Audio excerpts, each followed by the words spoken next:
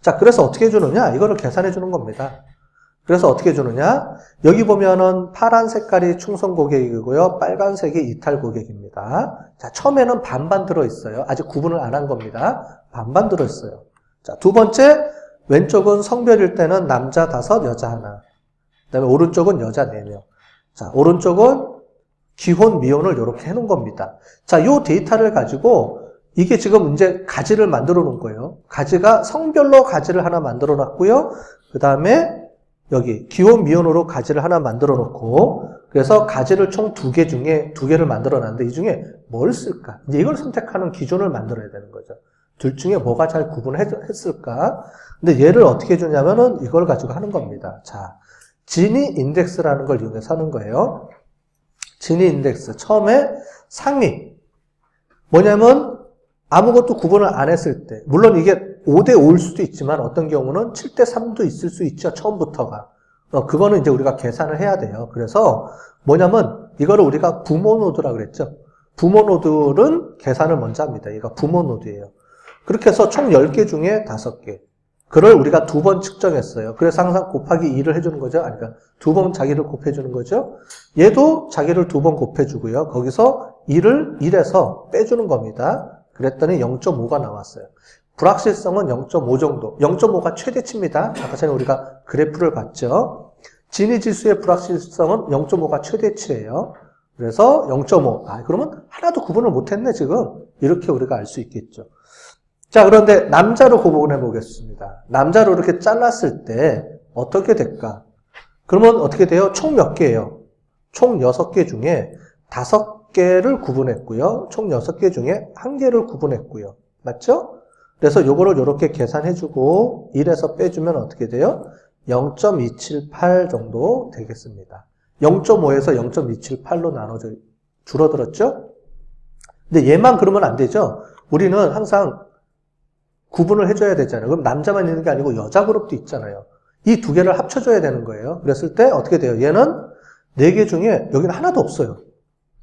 여기는 여자 4명인데 여자는 이제 다 맞췄어요. 한쪽은. 자, 얘는 하나도 안 맞추고요. 얘는 다 맞췄죠? 그럼 어떻게 돼요? 1이 되기 때문에 어떻게 돼요? 0이 나오죠. 0이라는 말은 무슨 말이겠어요? 그러면은 야, 너 다 맞췄네? 다 맞췄네요, 0은. 한쪽으로 완전히 다 맞춰준 게 0입니다. 그러니까 불확실성이 제로라는 거죠. 그러면 이제. 자, 그런데 이 2가지를 이렇게 계산해주면 안 되고요. 어떻게 돼요? 가지를 쳤더니 이렇게 되는 거죠.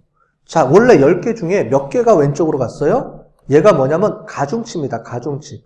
우리 통계학에서 가중치 배웠죠? 그죠? 그래서 요 숫자만 가지고 하면 안 되고요.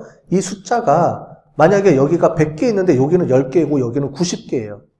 그런 경우도 생기겠죠. 그래서 가중치를 줘야 돼요. 이 점수에다가. 그래서 0.278인데 걔는 몇 개 중에 몇 개를 맞춘 거예요? 10개 중에 6개가 있는데 그 중에서 요거는 맞춘 거죠. 불확실성이 줄어든 거죠. 요만큼만. 얘는 10개 중에 4개인데 이만큼 불확실성이 줄어든 거고.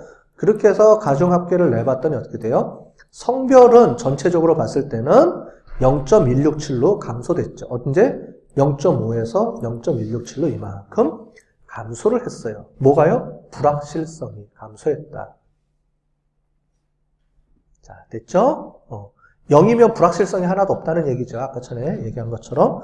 자, 그러면 결혼에 따라서 똑같이 만들어주는 겁니다. 똑같이 위에는 0.5였죠? 자, 그런데 기혼일 때는 5명 중에 2명을 맞췄고요. 하나는 5명 중에 3명이 있고 3개를 관측했고요. 그렇게 해서 해봤더니 0.48이에요. 자, 밑에도 봤더니 얘도 미혼도 0.48 똑같네요. 합치면 어떻게 돼요? 가중치를 주죠. 10개 중에 5개인데 0.48, 10개 중에 5개 또 0.48 합쳤더니 0.48이 나오죠. 자, 됐어요? 자, 그래서 합치면 0.48, 0.5에서 얼마큼 줄었어요? 0.48만큼 줄었으니까 실제로는 거의 안 줄었죠. 불확실성을 그대로 갖고 있다는 거예요. 조금뿐이 안 줄었어요. 그러면 이제 성별을 선택해야 될까요? 이제 결혼을 선택해야 될까요? 이게 이제 뒤에 나오는 겁니다. 자, 그래서 성별을 따라서 해봤더니 성별은 위에 상위 노드, 부모 노드에서는 0.5였는데 0.167만큼 불확실성이 감소했고요. 결혼 유무는 0.5에서 0.48만큼 0.48로 떨어졌어요. 그러니까 감소량이 조금뿐이 없죠. 그러니까 불확실성이 거의 안 줄었죠. 따라서 둘 중에 뭘 선택해야 되느냐? 성별을 선택하는 게 불확실성을 확실하게 많이 감소했다. 이렇게 나타내 주는 겁니다. 그 다음에 이제 또 그거 쪼갠 다음에 이제 결혼 유무를 밑에다 또 대야 되죠.